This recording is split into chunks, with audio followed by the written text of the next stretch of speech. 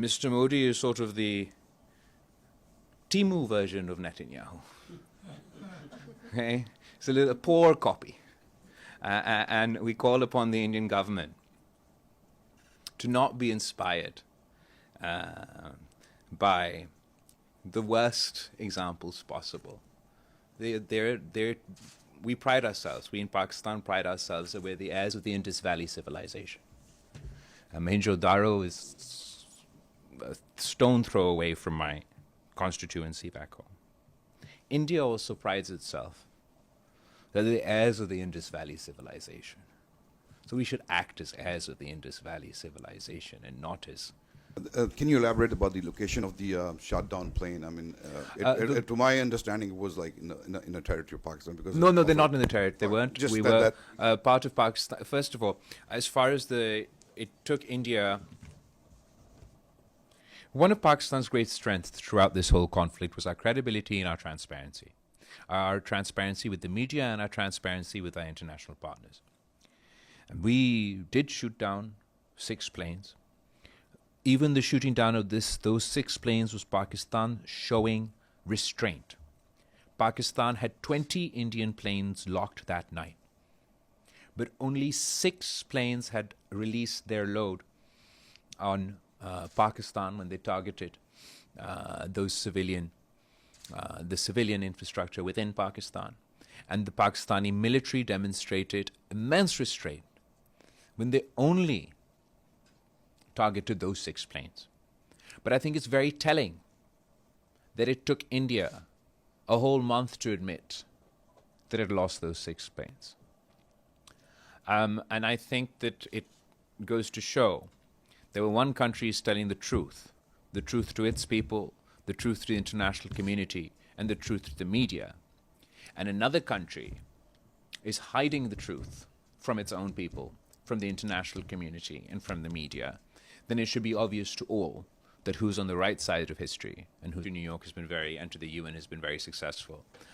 We've engaged with the OIC, we've engaged with the E10, we've engaged, as I said, the UN Secretary General, the President of the Security Council, various permanent representatives of member states, and everybody has been very, very receptive to Pakistan's position on the Indus Water Treaty, to Pakistan's commitment to dialogue and diplomacy in pursuit of peace.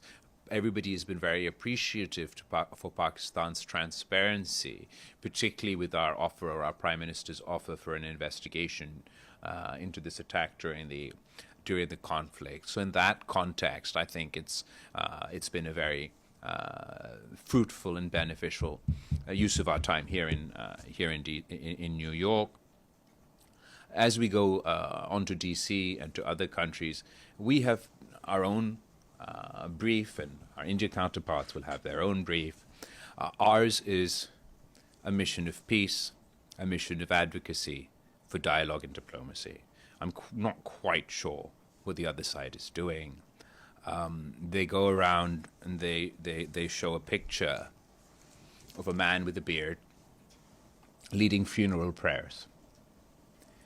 And this delegation goes around violently sort of shoves this picture in everybody's face. And they say, look, this guy is a terrorist. And the fact of the matter is, this man is not a terrorist. Pakistan happens to have a name similar to one of the sanctioned people, but he's not. So during the conflict, India relied on disinformation. Post-conflict, India is still relying on disinformation. This idea that you can paint all Muslims with the same brush,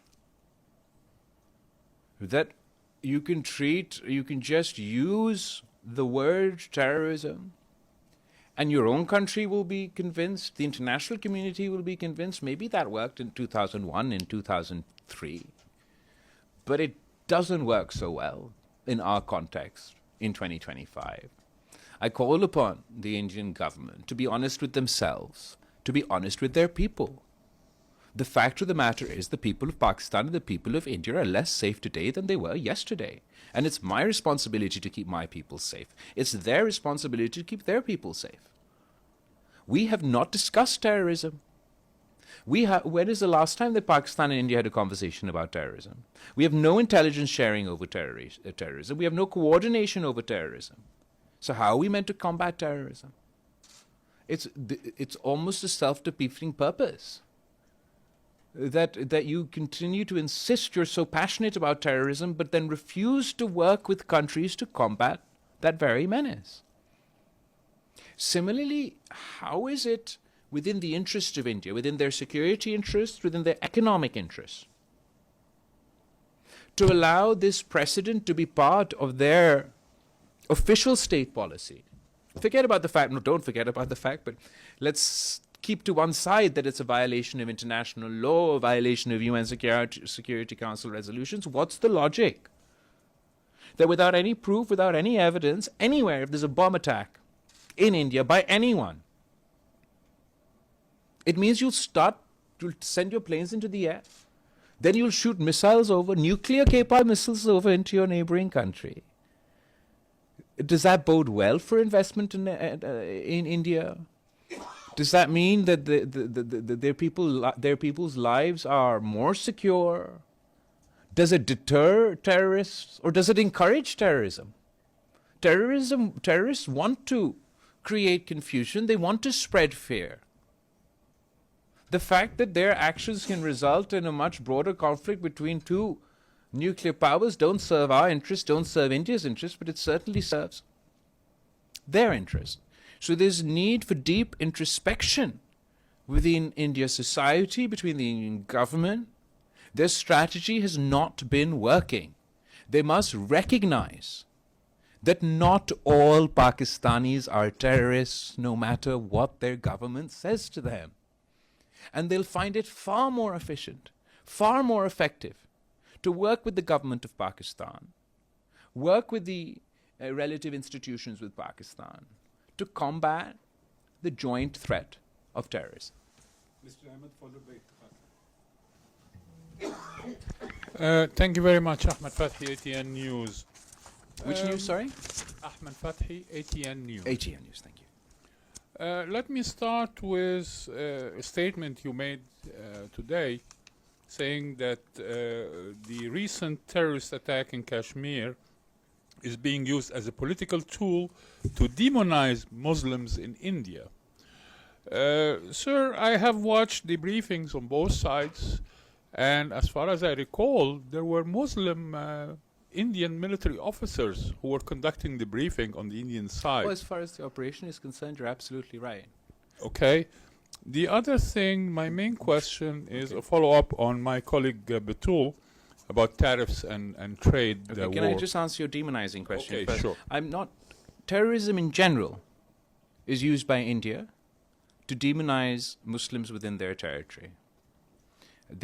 I'm not specifically limiting it to this attack, but the Indian political environment is such that the word terrorist is used as a wolf whistle to either whip up sentiment against Muslim minorities within the Indian mainland, to demonize, to paint all Kashmiris within Kashmir who are opposed to the policies of the Indian government, not as legitimate voices of opposition, not as a form of resistance, but they demonize everyone as terrorists. Surely those who attack civilians are terrorists. But those people who raise their voice for the right to self-determination of their people are not terrorists.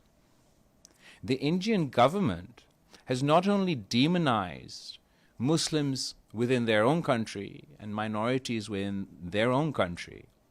Pakistan has complaints about India financing and supporting terrorist activity within our country, but also Pakistan is not alone in having these complaints against India.